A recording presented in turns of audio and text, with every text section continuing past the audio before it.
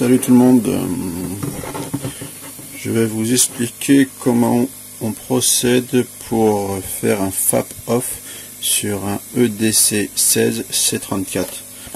Ce calculateur équipe un C5 de deuxième génération avec un moteur de 1,6 litre. Donc on va mettre en place un adaptateur.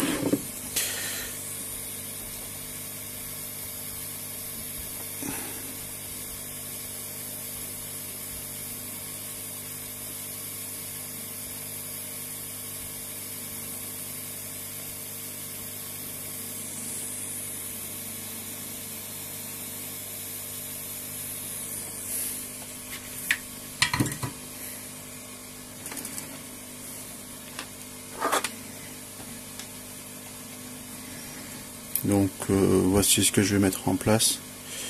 C'est un truc qu'on trouve dans des magasins d'électronique ou même ailleurs sur internet. Donc on va mettre ça en place.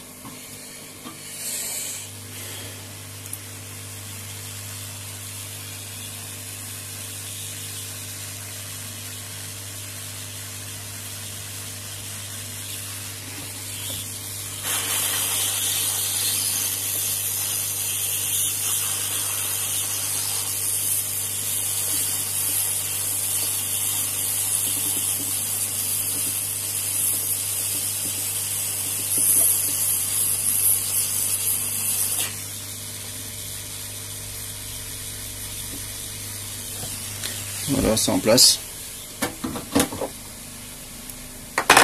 Donc on va quand même vérifier.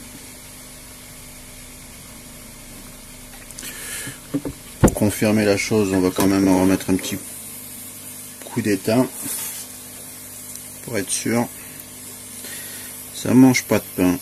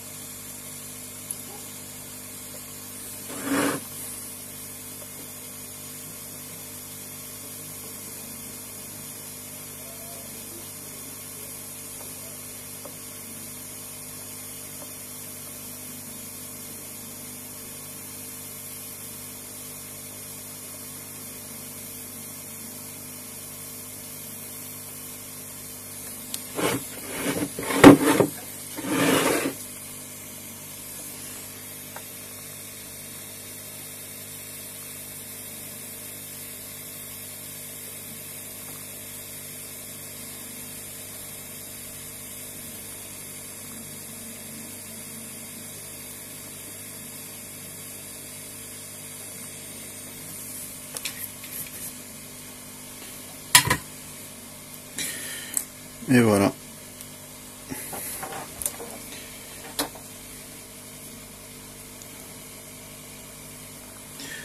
Donc on met en place l'adaptateur et on le branche au fameux Katag.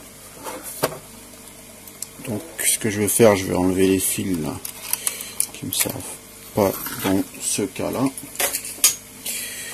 Je vais le brancher directement comme ça.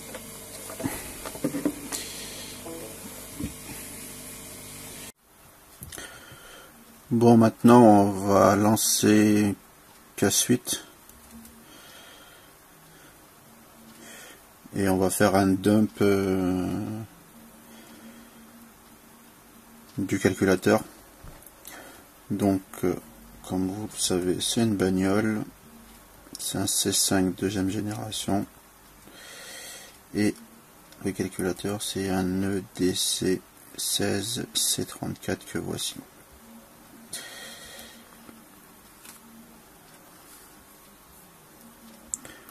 Donc en gros il y a du blabla en anglais. Un de ces quatre, je vais vous mettre une petite astuce pour le passer en français si j'ai le temps de le faire. Donc nous, c'est ce calculateur là. Il y a d'autres modèles qui sont celui-ci et plus bas qui est celui-ci. Il y en a 3 en tout. Donc je vous avoue que celui-ci je suis jamais tombé dessus. Donc par contre les 2 premiers je crois que je les ai déjà fait. Donc on va regarder celui qui nous concerne. Donc on nous propose soit de le faire avec un adaptateur façon BDM, soit en direct. Donc ces adaptateurs là qui sont ici, hein, je les trouve un petit peu chers. Après pour ceux qui en font leur métier, là c'est une autre discussion. Je pense qu'il faudrait vraiment qu'ils s'équipent que comme ça. Donc nous on va prendre ce procédé là que vous avez vu tout à l'heure.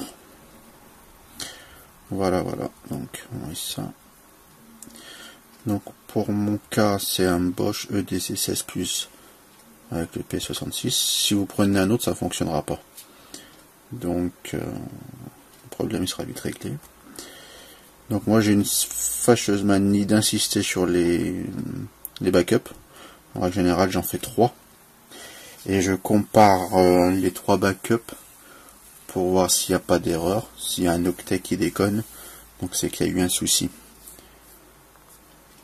Donc on va laisser travailler un instant et je reviendrai vers vous pour vous expliquer la suite.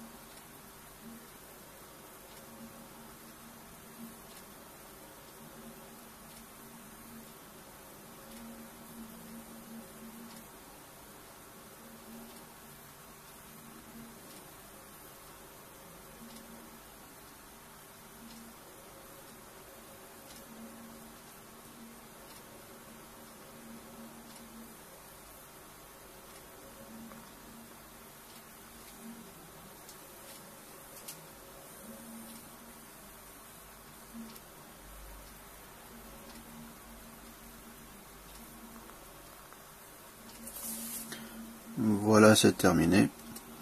Donc comme vous avez pu voir, j'ai une fâcheuse manie de faire plusieurs backups. Donc celui-ci on va l'appeler numéro 1 et vous allez voir, le logiciel va nous proposer de sauvegarder le backup séparément, c'est-à-dire la cartographie et les proms, ou les lier ensemble.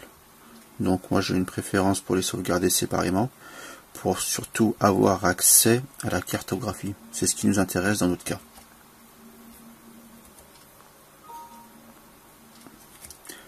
Par contre, ce que j'aime faire aussi,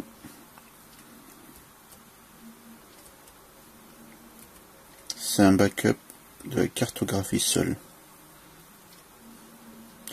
Toujours histoire de comparer avec le backup complet.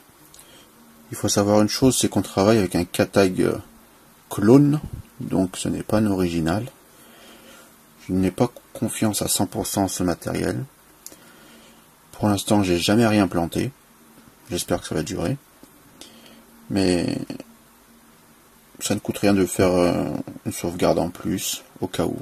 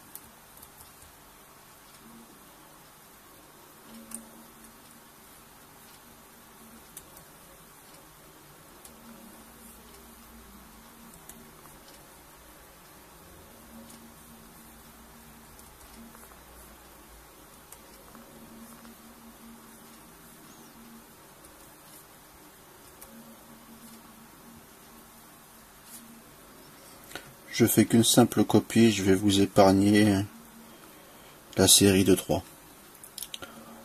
Puis on reviendra sur la modification de cette cartographie.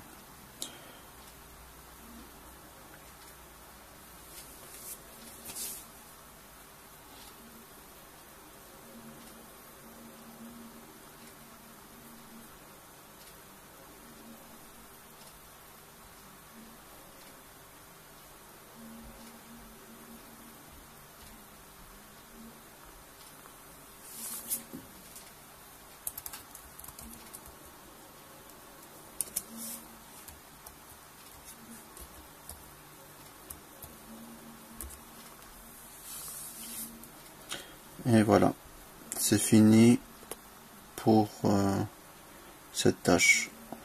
On revient tout de suite avec la suite. Bon, comme je vous l'avais dit tout à l'heure, je fais plusieurs backups, c'est surtout pour vérifier que c'est exactement la même chose à l'octet près. Donc on clique sur la cartographie, les cartographies pardon, en question.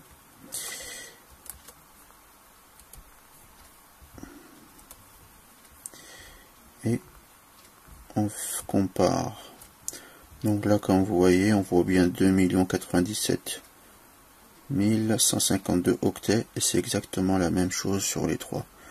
Donc il n'y a pas eu d'erreur pendant la lecture.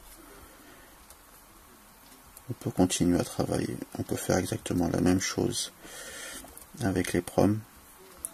Donc les proms, c'est pareil, comme on peut voir. 8192 octets, 8192 octets. Et pour la troisième sauvegarde, pareil. Donc, on peut continuer à travailler.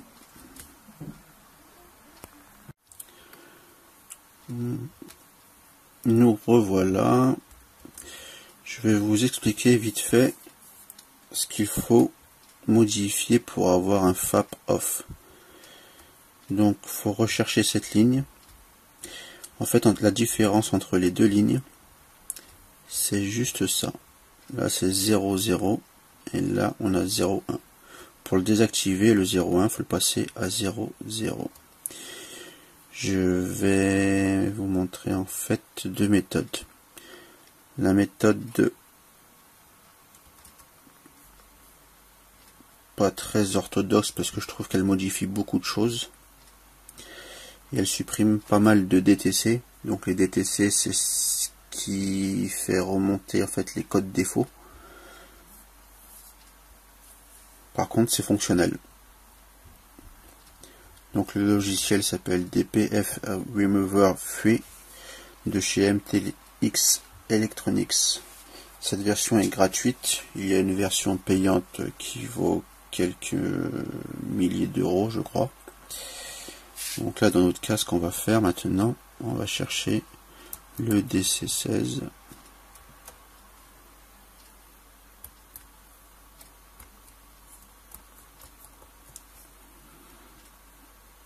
Donc, le logiciel nous propose deux choses.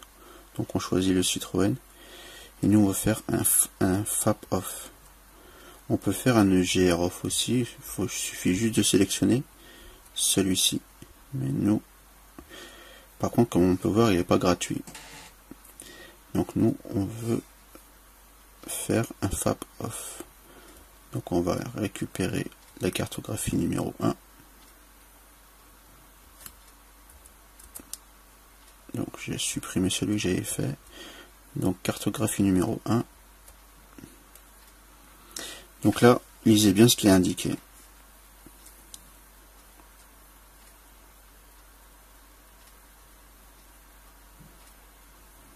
Donc en gros, c'est ce qu'il va faire, quoi. Donc on va lancer le processus. Et voilà. C'est fait.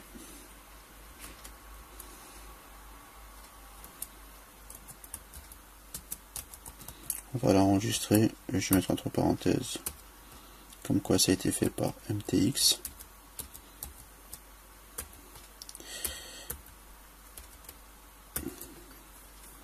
On enregistre.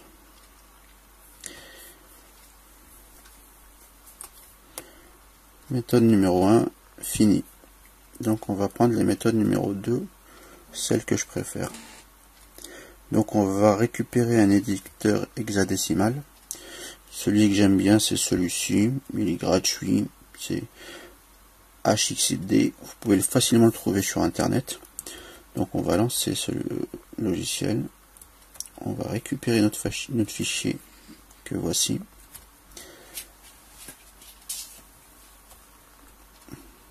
Et ce qu'on va faire, on va faire une petite recherche. Donc ça, on n'a plus besoin. Donc concrètement, nous, il faut qu'on retrouve cette ligne. Donc ce qu'on va faire, on va récupérer le morceau qui est là. Et on va demander au logiciel de nous rechercher ce morceau-là. Donc, on va dans rechercher. On met le morceau à rechercher. On se met sur valeur hexadécimale, pardon, et on lance la recherche. Donc comme on peut le voir, il nous l'a trouvé à l'adresse 001E59FO. À savoir qu'il ne faut pas se fier à l'adresse, parce que d'un calculateur à un autre, l'adresse peut changer. Et c'est souvent le cas. Donc nous concrètement,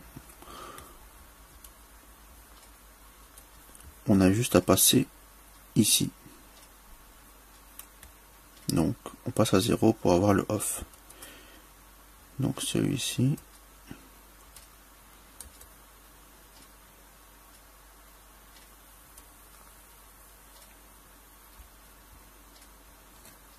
Vérifiez bien. Il est passé à 0. Donc maintenant on fait fichier, enregistrer sous. Donc tac. Méthode Zinglingling.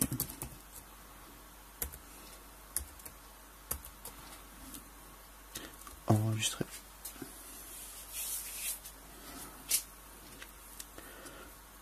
Maintenant on va aller comparer. Pour cela, nous allons lancer WinOLS. Ce n'est pas nécessaire de le faire, mais c'est surtout pour vous expliquer ce que ça modifie en réalité le logiciel MTX. Donc, on ouvre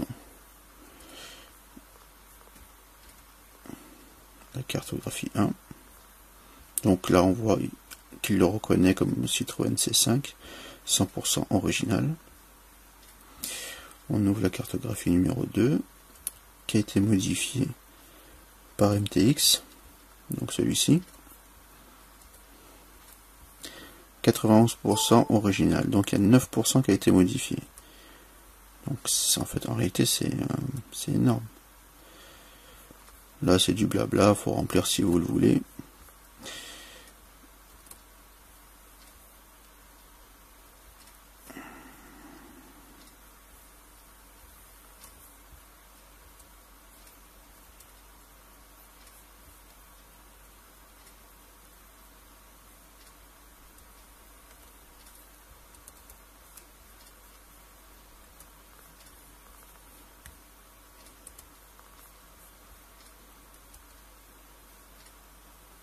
Donc voilà ce qu'on a comme différence par rapport à l'original.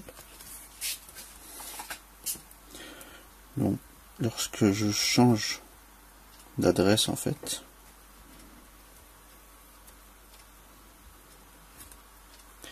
il y a une modification qui a été faite. Donc ça fait un paquet de lignes quand même de changer pour faire un FAP off sur ce calculateur.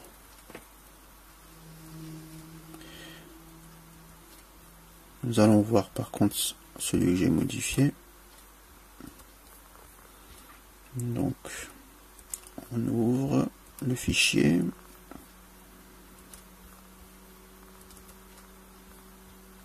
Comme d'habitude, c'est à 100% pour l'original. On ouvre celui que j'ai modifié moi. Le voilà.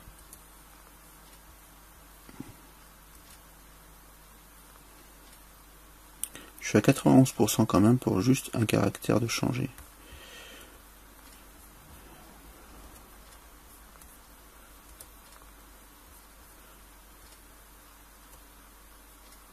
Par contre, j'ai qu'une ligne qui a été modifiée, comme on peut le voir. Donc voilà. Maintenant, on va réinjecter ça dans le calculateur.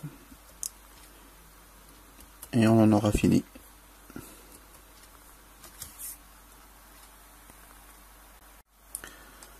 Maintenant, nous allons réinjecter la cartographie modifiée. Donc pour ce faire, on lance K-Suite.